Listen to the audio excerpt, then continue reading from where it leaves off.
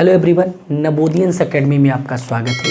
आज से हम अध्ययन प्रारंभ करने जा रहे हैं मैथ के important topic ratio and proportion का, यानी अनुपात और समानुपात का। आप सभी जानते हैं कि अनुपात समानुपात कॉम्पिटिटिव मैथ का क्या है, आधार है।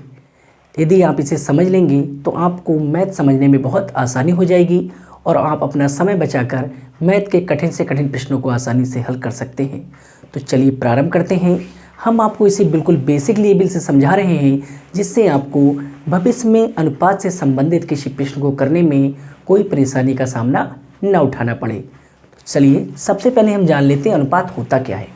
देखिए, मैं लिखा है दो सजातीय राशियों के मध्य के तुलनात्मक संबंध को क्या है, अनुपात कहते हैं या रेशियो कहते हैं। यहाँ पर मैंने शब्द लिखा है सजातीय, यानी कि अनुपात तभी स्थापित होगा दो राशियों के बीच जब वो राशि क्या हो, सजातीय हो, मतलब एक तरह की ही हो। जैसे अगर मैं लूँ 2:3, तो यहाँ पे देखो दोनों क्या है, संख्याएं हैं, दोनों संख्याएं हैं, तो यहाँ पर 2 और 3 के बीच में अनुपात होगा। अगर हम लिख दें 11:25, तो यहाँ भी क्या है, दोनों राशियाँ हैं, यानी दोनों क्या है, संख्याएं हैं, तो यहाँ भी अनुपात होगा। अगर आप लिखें A:V, तो इन दोनों में भी क्या है, अनुपात होगा। आप लिखें X:Y, तो X और Y में भी अनुपात होगा, क्योंकि ये क्या है, सजातीय है। मैं लिखूं 5 किलो सेब एप्पल और लिखूं 10 किलो सेब, तो इनमें भी क्या है, अनुपात होगा। दोनों क्या है, सेब हैं, तो मतलब समान राशियों की बात हो रही है। किसकी तुलना हो रही है, सेबों की तुलना हो रही है। तो ध्यान रखिए, अनुपात तभी होगा जब दोनों राशियां क्या होंगी, समान होंगी या सजातीय होंगी। अगर इसी चीज को मैं लिखूं 5 सेब और 2 आम, 5 सेब और 2 आम, तो इनमें क्या है, अनुपात नहीं होगा, इनमें कोई भी संबंध नहीं होगा। क्यों, यहाँ सेब की बात हो रही है, यहाँ क्या है, आम की बात हो रही है। यदि आप लिखते हैं 2:X, तो यहाँ भी अनुपात नहीं होगा, क्योंकि ये संख्या है और क्या है, ये अल्फ़ाबेट है। तो आपको समझ में आ गया होगा, अनुपात तभी मान्य होता है जब दोनों राशियाँ क्या हों, समान हों, यानी एक जाति की हों, सजातीय हों। ये क्या है, दो सजातीय राशियों के बीच का संबंध है, इसीलिए अनुपात का कोई मात्रक नहीं होता है। अनुपात दो सजातीय राशियों का संबंध है, इसीलिए अनुपात का कोई मात्रक नहीं होता है। अनुपात क्या है, एक तुलनात्मक अध्ययन है राशियों के बीच का, दो राशियों या 3 राशियों के बीच का। इसका मतलब है यदि पहली राशि इतनी है तो दूसरी राशि इतनी होगी। आगे समझते हैं। जैसे मैंने लिखा 2:3, यानी जो संबंध है पहली और दूसरी वो ये है कि पहली अगर 2 है तो दूसरी 3 है, यानी कि इसकी 1.5 गुनी है। अगर इसी संबंध को मैं आगे बढ़ाऊँ तो अगर यहाँ पर ये 10 हो जाएगा, क्या हो जाएगा, 10, तो ये संख्या कितनी हो जाएगी, 15 हो जाएगी। अगर यही 2 को मैं 4 लिखूँगा तो 3 को क्या लिखूँगा, 6 लिखूँगा, क्योंकि ये क्या है, संबंध 1.5 गुनी के संबंध को दर्शा रहा है। अनुपात का मतलब है तुलना करना। दूसरी तरफ अगर मैं लिखूँ, मैंने लिखा 10:15, 10:15, तो मैं इसकी तुलना करूँ तो मैं इसे ऐसे लिख सकता हूँ 10/15, 5 दूनी 10 और 5 तियाँ 15, तो ये क्या है, इसका लघु रूप है। क्या है, लघु रूप। अनुपात के दोनों पदों के मासा से यदि उनमें भाग की जाए तो उसे लघु रूप में लिखा जा सकता है। इससे अनुपात के मान में कोई परिवर्तन नहीं होता है। तो यहाँ आप समझ सकते हैं, जो अनुपात का चिन्ह है वो आपके बटे के चिन्ह को दर्शाता है। जैसे आप लिखें 2:4, तो आप इसे ले सकते हैं 2/4, 2/4, यानी अनुपात के चिन्ह को आप बटे के रूप में लिख सकते हैं। दोनों एक ही चीज़ें होती हैं, क्योंकि दोनों क्या है, तुलना को दर्शाती हैं।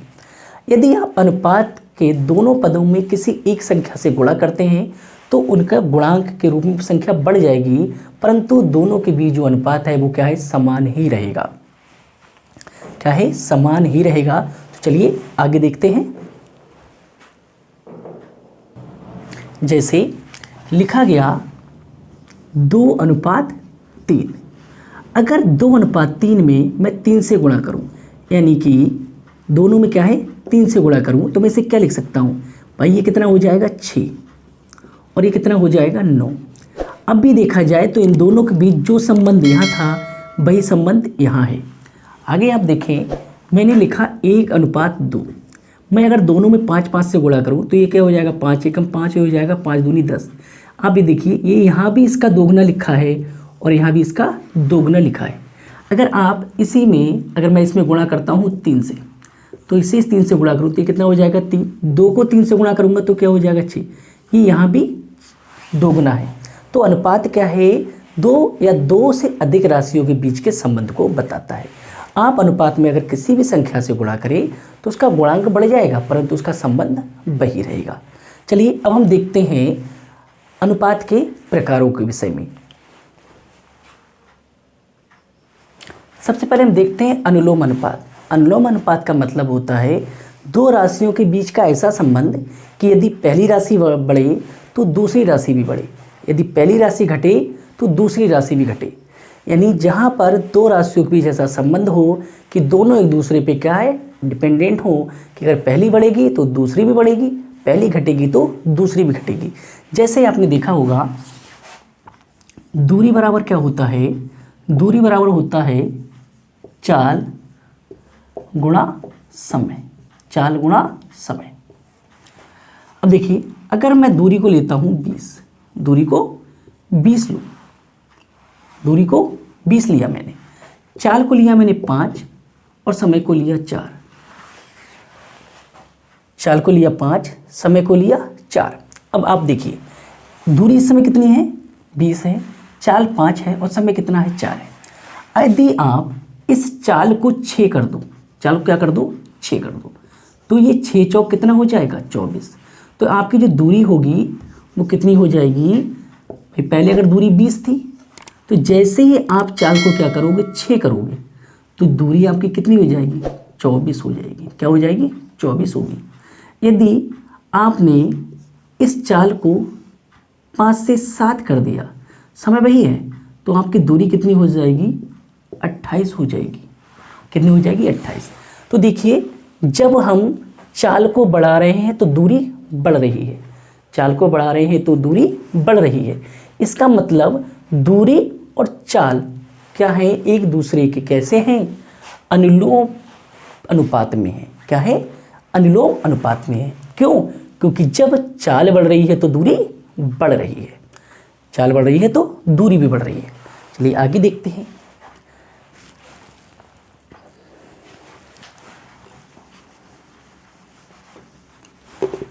हमने क्या लिया था भाई, दूरी कितनी होगी 20। अगर अब मैं इस चाल को कम करूं, मैंने इसे 3 कर दिया तो 4 3 12, दूरी कितनी होगी 12। जैसे ही चाल घटी दूरी भी घट गई। अगर आप इसे करोगे 2 तो कितना हो जाएगा 8, दूरी कितनी हो जाएगी 8। तो आपको समझ में आ गया दूरी और चाल क्या है, एक दूसरे के अनुलोम अनुपात में है। कैसे हैं, अनुलोम अनुपात में है। क्यों, क्योंकि जब चाल बढ़ रही है तो दूरी भी बढ़ रही है। अब हम देखें समय को, क्या देखें, समय को देखते हैं। अगर भाई मैंने चाल ले ली आपकी 5 और समय ले लिया मैंने 10, तो ये दूरी आपकी कितनी निकलेगी 50। अगर आप समय को बढ़ाओगे, मान लो 10 से आपने 11 कर दिया तो दूरी कितनी हो जाएगी 55 हो जाएगी। आपने इसे 12 कर दिया तो दूरी कितनी हो जाएगी 60 हो जाएगी। यदि आप समय को घटा दो और समय को कर दो 6 तो आपकी दूरी कितनी हो जाएगी 30।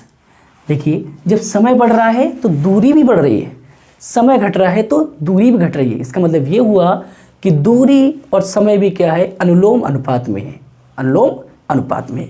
तो अनुलोम अनुपात दर्शाता है कि यदि पहली राशि बढ़ेगी तो दूसरी भी बढ़ेगी, पहली बढ़ेगी तो दूसरी बढ़ेगी, पहली घटेगी तो दूसरी भी घटेगी। तो उम्मीद करते हैं आपको ये समझ में आ गया होगा। चलिए आगे देखते हैं। तो दूरी और चाल, दूरी और समय क्या है, अनुलोम अनुपात में है। ठीक है, प्रतिलोम अनुपात देखते हैं। हमने मान लो दूरी को ही लिया, क्या लिया, दूरी को ही लिया, और फार्मूला क्या होता है, चाल गुणा समय, चाल गुणा समय। अगर मान लो मैंने दूरी ले ली 40, दूरी ली 40, दूरी अगर कांस्टेंट रखूँ, चाल मैंने मान लो ली 10 और समय कितना लिया 4, समय लिया 4। अगर ये दूरी आपको कांस्टेंट रखनी है यानी दूरी चेंज ना हो तो क्या है, जब आप चाल बढ़ाओगे तो क्या है, समय कम हो जाएगा। जैसे ही मैंने चाल को किया 20 तो भाई 40 रहे ये, तो यहाँ कितना होना चाहिए 2। तो भाई जब देखो चाल बढ़ी तो समय क्या हो गया, घट गया। यानी जब ये प्लस हुआ तो ये माइनस हुआ। अगर चाल को मैं कितना करूँ 40 कर दूँ तो समय कितना रह जाएगा, 1 यूनिट रह जाएगा, यानी 1 घंटा रह जाएगा।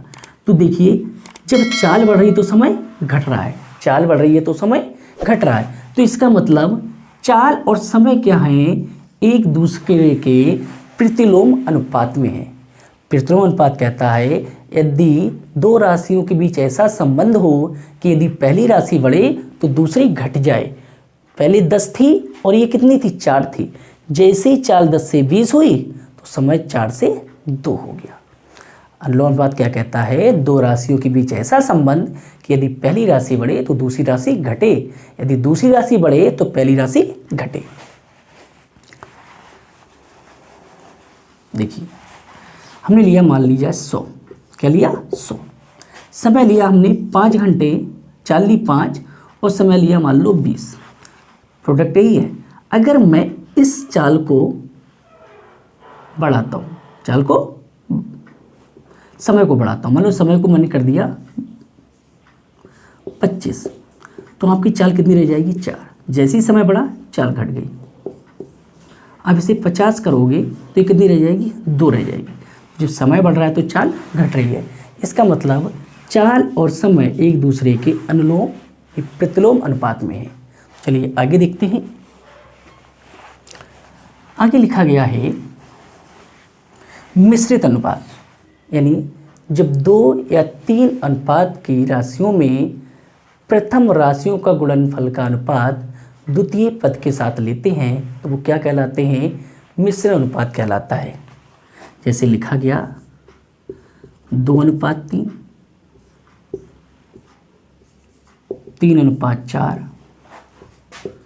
5:6, यानी प्रत्येक अनुपात के प्रथम पदों का गुणनफल और द्वितीय पदों का गुणनफल का जो अनुपात है वो क्या कहलाएगा, मिश्रित अनुपात कहलाएगा। जैसे 2 × 3 × 5, 2, 3 और 5 का गुणनफल अनुपात दूसरा, यानी 3, 4 और 6। ये जो अनुपात निकलेगा वो क्या कहलाएगा, मिश्रित अनुपात कहलाएगा। क्या कहलाएगा, मिश्रित अनुपात कहलाएगा। ठीक है, तो हमने समझा क्या, अनुलोम अनुपात, प्रतिलोम अनुपात और मिश्रित अनुपात। चलिए अगले हम कुछ अन्य अनुपातों के विषय में समझते हैं। अगला टॉपिक है वर्गानुपात, द्विघाती अनुपात या डुप्लीकेट अनुपात। किसी अनुपात के प्रत्येक पद के वर्गों में जो अनुपात होगा वह क्या कहलाएगा, आपका वर्गानुपात, द्विघाती अनुपात या डुप्लीकेट अनुपात कहलाएगा। क्या कि किसी अनुपात के प्रत्येक पद के वर्गों का अनुपात डुप्लीकेट रेशियो कहलाता है। जैसे अगर आपको दिया गया 2:3, 2:3 और पूछा गया कि इसका वर्गानुपात क्या होगा या द्विघाती अनुपात क्या होगा या डुप्लीकेट अनुपात क्या होगा, तो होगा 4:9। 4:9, 2 का वर्ग 4 और 3 का वर्ग 9। आगे अगर पूछा जाए कि 5:7 का डुप्लीकेट रेशियो क्या होगा, ये द्विघाती अनुपात क्या होगा, तो आपका क्या हो जाएगा, 5:49। क्या हो जाएगा, 5:49 हो जाएगा। किसी अनुपात के पदों के वर्गों के मध्य के जो अनुपात है उसे क्या कहते हैं, द्विघाती अनुपात कहते हैं। अगला है आधानुपात या सब डुप्लीकेट रेशियो, यानी किसी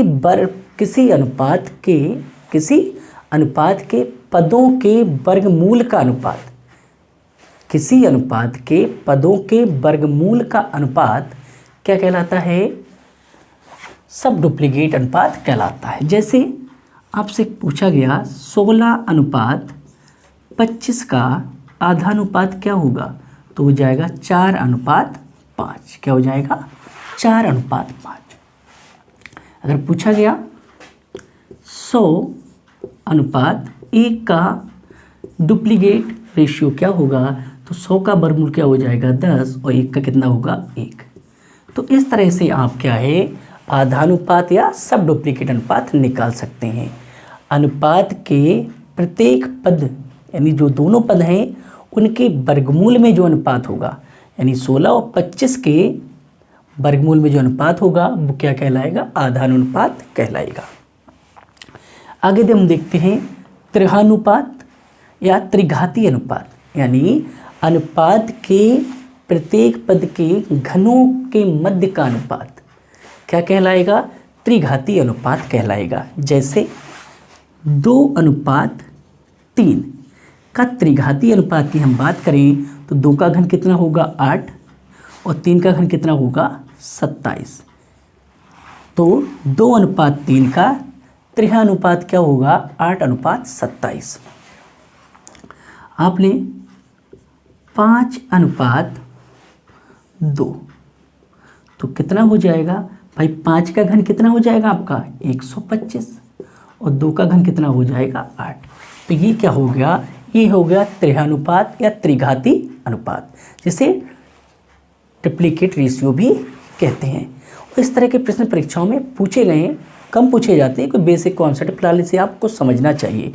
आगे पूछा गया है तिहाई अनुपात या सब ट्रिप्लिकेट अनुपात क्या होता है, तो अनुपात के प्रत्येक पद के घनमूल का जो अनुपात होगा वो क्या कहलाएगा? ट्रिप्लिकेट अनुपात कहलाएगा। जैसे हमने लिया 27:8, 27 का घनमूल आपका कितना हो जाएगा? 3, और 8 का घनमूल कितना हो जाएगा? 2। तो 27:8 का तिहाई अनुपात या सब ट्रिप्लिकेट अनुपात क्या होगा? 3:2 होगा। आगे हम ले 125 और 216 का ट्रिप्लिकेट अनुपात क्या होगा, तो क्या हो जाएगा? 125 का घनमूल कितना होता है? 5 होता है, और 216 का घनमूल कितना होता है? 6 होता है। तो उम्मीद करते हैं आपको समझ में आ गया होगा। मैंने आपको 4 टर्म समझाई, कौन कौन सी? वर्गानुपात, द्विघाती अनुपात या डुप्लीकेट रेशियो, आधानुपात या सब डुप्लीकेट अनुपात, तीसरा पॉइंट त्रिहानुपात या त्रिघाती अनुपात या ट्रिप्लिकेट रेशियो, तिहाई अनुपात या सब ट्रिप्लिकेट। वर्गानुपात में क्या है? जो अनुपात दिया उसका वर्ग कीजिए। आधानुपात में क्या है? अगर आपको वर्ग संख्या दी है तो उसका वर्गमूल कर दीजिए। त्रिहानुपात में क्या है? जो संख्या दी है या जो अनुपात में दिया उसका क्या है? घन कर दीजिए। और तिहाई अनुपात में क्या है? जो घन संख्याएं आपको दी गई हैं उनका क्या है? आप घनमूल निकाल। आगे देखते हैं समान अनुपात यानी प्रोपोर्शन। जब दो अनुपात समान हों तो उसे समान अनुपात कहते हैं। जब दो अनुपात समान हों तो उसे क्या है? समान अनुपात कहते हैं। जब दो अनुपात समान अनुपात में होते हैं तो उसके चारों पद क्या है? समानुपाती होते हैं। तो चलिए देखते हैं। जैसे हम लिखते हैं A/B = C/D। कहाँ? परस्पर समान हो, यानी क्या है? दोनों बराबर हों। तो इसका मतलब ये है कि जो इन दोनों में संबंध होगा A और B में, वही संबंध C और D में होगा। इस बराबर के चिन्ह को ही हम क्या है? प्रोपोर्शनलिटी साइन या समानुपात के साइन से रिप्लेस कर देते हैं। हम इसे क्या लिखते हैं? A/B समानुपात C/D। जिस प्रकार अनुपात का चिन्ह क्या है? बटे के चिन्ह को दर्शाता है, यानी दोनों के बीच में भाग का संबंध। उसी प्रकार समानुपात का चिन्ह दर्शाता है कि ये दोनों पद क्या है? बराबर हैं। जैसे हम लिखें, हमने लिखा मान लिया जाए 1/2। भाई ये इसका दोगुना है, तो इसका मतलब समान अनुपात में लिखा जाएगा तो हम लिख सकते हैं 3/6। भाई जब ये इसका दोगुना है तो ये भी इसका दोगुना होगा, ये भी इसका दोगुना होगा। समान अनुपात में क्या होता है कि पहला पद और चतुर्थ पद का गुणनफल दूसरे और तीसरे पद के गुणनफल के बराबर होता है। हम इसे क्या लिख सकते हैं? हम इसमें लिख सकते हैं A/D = B/C। A/D = B/C। क्यों? क्योंकि A/B बराबर है C/D के। क्यों है? देखिए ये क्यों होता है, यानी बाहरी पदों का गुणनफल अंदर के दोनों पदों के गुणनफल के बराबर होता है। क्यों होता है? मैंने आपको बताया जो अनुपात का साइन वो कब दर्शाता है, बटे को, यानी मैं इसे लिखूँ A/V। समान अनुपात का साइन दर्शाता है बराबर, ये बराबर हुआ C/D। भाई बटे में है तो क्या है, बराबर में गुणा कैसी होती है, तिरछी, तो ये क्या हो जाएगा, ये हो जाएगा A/D और ये क्या हो जाएगा C/B। तो बात तो वही रही आपकी, बात वही रही। बाहर बाहर की गुणा और अंदर अंदर की गुणा क्या होगी, बराबर होगी। तो समान अनुपात क्या होता है कि जब दो पद प्रथम अनुपात द्वितीय अनुपात के बराबर हो तो उन्हें क्या कहा जाएगा, समान अनुपात में कहा जाएगा या समान अनुपाती कहा जाएगा। तो उम्मीद करते हैं आपको समान अनुपात भी समझ में आ गया होगा। देखिए अगर मैं गुणा करूं तो देखो 6 एकम 6, यानी बाहर वाली गुणा कितनी हुई 6, अंदर अंदर गुणा कितनी होगी 2 3 6। यहाँ देखो ये इसका दोगुना है तो ये इसका दोगुना है। आप समान अनुपात का किसी भी प्रश्न को उठा के देख लीजिए, जो इन दोनों में संबंध होगा वही बाद वाले भी दोनों में संबंध होगा। चलिए आगे देखते हैं हम नए टॉपिक के लिए। आगे देखते हैं हम विततानुपात या कंटिन्यू प्रोपोर्शन। देखिए जब 3 राशियां हमें दी जाती हैं, कितनी राशियां हों, 3 राशियां हों, और पहली राशि और दूसरी राशि के बीच संबंध है, वही संबंध दूसरी और तीसरी राशि के बीच हो तो उसे हम क्या बोलेंगे, कंटिन्यू प्रोपोर्शन बोलेंगे या विततानुपात बोलेंगे। जैसे हमें राशि दी गई A, B और C, ये 3 राशियां हैं। अगर इन्हें हम लिखें तो हम लिखते हैं जैसे A/V समान अनुपात या बराबर B/C, यानी A/B में जो संबंध है, यानी A और B में जो संबंध है वही अनुपात B और C में होना चाहिए। वही अनुपात या वही संबंध किस में होना चाहिए, B और C में होना चाहिए। जैसे मैं इसे लिख दूं भाई 1/2, इसे मैंने लिख दिया 4, यानी A की वैल्यू 1 है, B की वैल्यू 2 है और C की वैल्यू 4 है। तो यहाँ आप देखो A का दुगना कितना है, A का दुगना कौन है, B है, और B का दुगना कौन है, C है।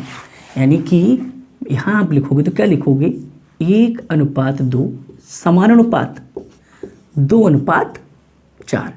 क्यों, क्योंकि 3 राशियाँ हैं तो भाई जो अनुपात पहली और दूसरी में है, यदि वही अनुपात दूसरी और तीसरी में है तो इस तरह की राशियाँ क्या कहलाएंगी, कंटिन्यू प्रोपोर्शन में कहलाएंगी या वितता अनुपात में कहलाएंगी।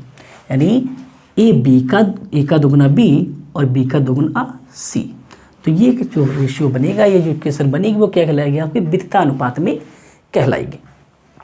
अगला पॉइंट लिया है हमने विलोमानुपात। विलोमानुपात का मतलब क्या होता है, व्युत अनुपात। जैसे आपको दिया गया A/B, A/B, अगर आप इसका इन्वर्स या रेसिप्रोकल रेशियो लेंगे तो व्युत्पन्न क्रम में लिखा जाएगा तो क्या हो जाएगा 1/1/B।